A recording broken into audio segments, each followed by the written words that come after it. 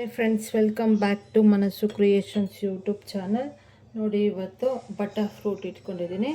So ಬಟರ್ ಫ್ರೂಟಿಂದ milkshake ಹೇಗೆ ಮಾಡೋದು ಅಂತ ನೋಡೋಣ. ಹೆಲ್ತಿಗೆ ತುಂಬ ಒಳ್ಳೆಯದು ಇದು. ಸೊ ಫಸ್ಟಿಗೆ ಬನ್ನಿ, ಇವೆಲ್ಲ ವಾಶ್ ಮಾಡಿ ಇಟ್ಕೊಂಡಿದ್ದೀನಿ. ಸೊ ಇದನ್ನು ಫಸ್ಟಿಗೆ ಕಟ್ ಮಾಡ್ಕೊಳ್ಳೋಣ. ಕಟ್ ಮಾಡಿಬಿಟ್ಟು ಅದರೊಳಗಡೆ ಏನಿರುತ್ತಲ್ಲ ಫ್ರೂಟು, ಸೊ ಅದೆಲ್ಲನೂ ತೆಕ್ಕೋಬೇಕು.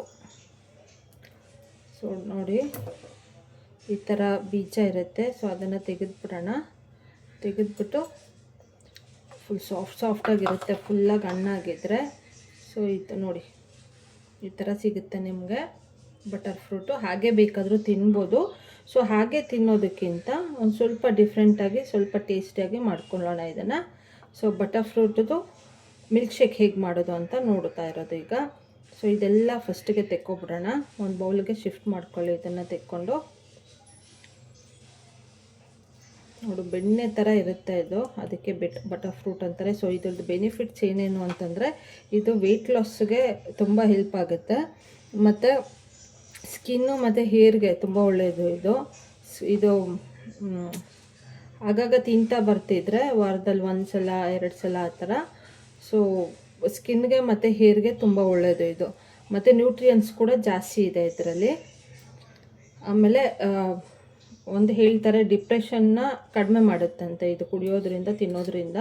ಹಾಗೇನೋ ತಿನ್ಬೋದು, ಇದು ಚೆನ್ನಾಗಿರುತ್ತೆ. ಮತ್ತು ಸ್ವಲ್ಪ ಏನಂತಾರೆ, ಮಿಲ್ಕ್ ಶೇಕ್ ಥರ ಮಾಡ್ಕೊಂಡು ಕುಡಿದ್ರು ಕೂಡ, ಜ್ಯೂಸ್ ಥರ ಮಾಡಿ ಕುಡಿದ್ರು ಕೂಡ ತುಂಬ ಚೆನ್ನಾಗಿರುತ್ತೆ. ಸೊ ಇದು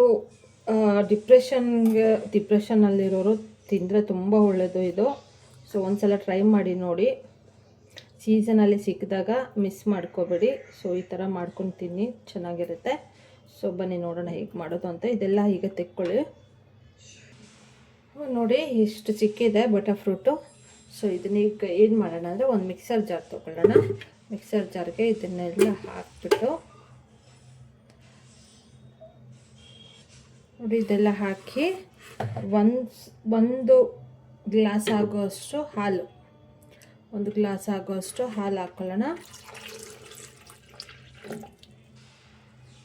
ಮತ್ತು 1-2 ಸ್ಪೂನು ಸಕ್ಕರೆ ಹಾಕ್ಕೊಳ್ಳೋಣ.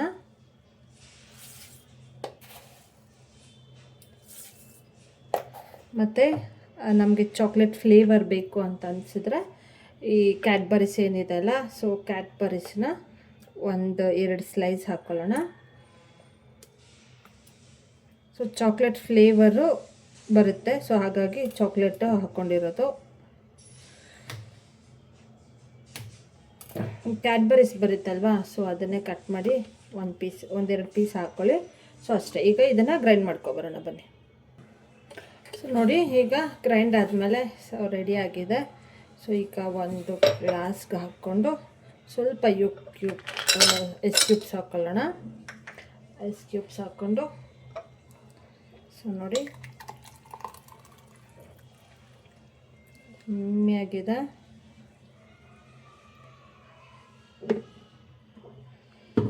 ಸೊ ನೋಡಿ, ಬಟರ್ ಫ್ರೂಟ್ ರೆಡಿಯಾಗಿದೆ, ಮಿಲ್ಕ್ ಶೇಕು. ಸೊ ಒಂದು ಸಲ ಟ್ರೈ ಮಾಡಿ ಮಾಡ್ಕೊತೀನಿ. ಬಟ್ ಚಾಕ್ಲೇಟ್ ಹಾಕಿ ತುಂಬ ಟೇಸ್ಟಿಯಾಗಿರುತ್ತೆ. Thank you for watching.